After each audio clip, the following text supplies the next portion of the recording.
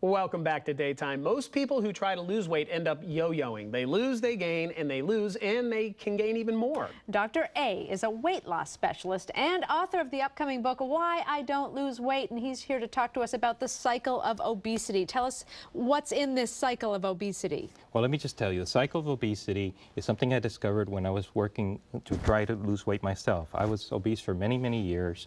I was 240 at my highest. 240. We've got a picture of you when you were at your fantastic. highest. Great. Aren't you glad we have that?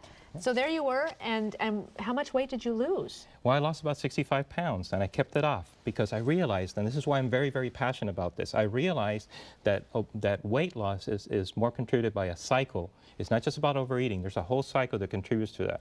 There's stress, anxiety that leads to depression, that leads to overeating. Your guilt mounts up, and that guilt keeps going and going and going, and more anxiety, more depression, more eating. Next thing you know, you're in a spiraling cycle. But you know what? You can break this cycle. I'm living proof of that. And I know that when people break the cycle, they're going to have a better life, and they're actually going to be able to have permission to live the authentic life that they deserve. Okay. This is why I'm so passionate about it. Well, pictures are one thing, but when you actually show somebody your jeans, why don't you, you know, My jeans or the jeans I wore? Well, the jeans you used to wear, These are the old jeans that you will never wear again. Yes. By the way, can I borrow those jeans? Look at that. I don't think you need them. No. Thankfully, you don't. Those might be a little too big for you, I don't Jimmy. know. You know, All right, so almost a whole body fits did you in here. yo-yo for a while before you figured it out? Absolutely, I sure did. And I tell you, guilt absolutely drives the cycle. It's the steam engine of the cycle, you know, believe it or not. That guilt leads us to feelings of failure and inadequacy. You know, the common misconception about that people that are obese are lazy procrastinators is totally not true. My research, my own personal experience, and that of my patients show me that we are really perfectionists. And you know what?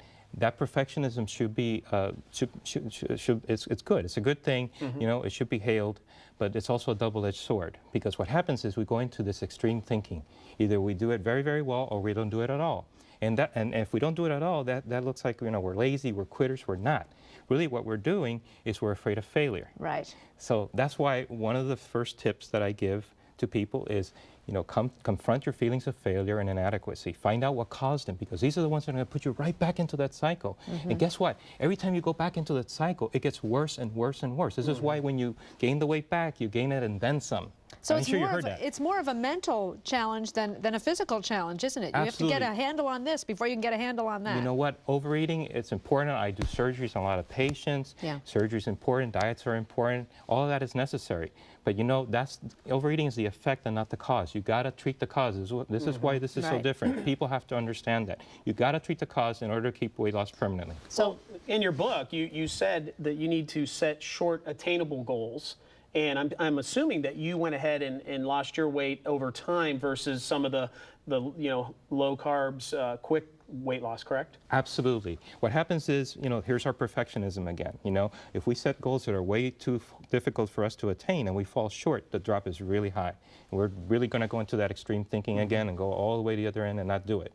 But if you set goals that you're going to be able to achieve, not goals that are really easy either, but goals that you can achieve. And even if you really don't get there all the way, the drop is a lot less, you're actually going to manage that better. You're going to have a lot more success doing it. How about the goal of, instead of saying, I have to lose 150 pounds, how about, I have to lose 5 pounds over the next 2 weeks? Absolutely, and that's exactly what I tell my patients. You know, let's work on it like this. Don't try to change all your habits at once. No. Don't try to quit smoking right away. Don't exercise right away. I have my patients start exercising after they lost 30 to 40 pounds, because you know what? And that's what I did. I felt better, I had less pain, I had more energy. Just even 30 or 40 pounds, just that gives you more energy. And all of a sudden, you're more likely to stick to exercising then.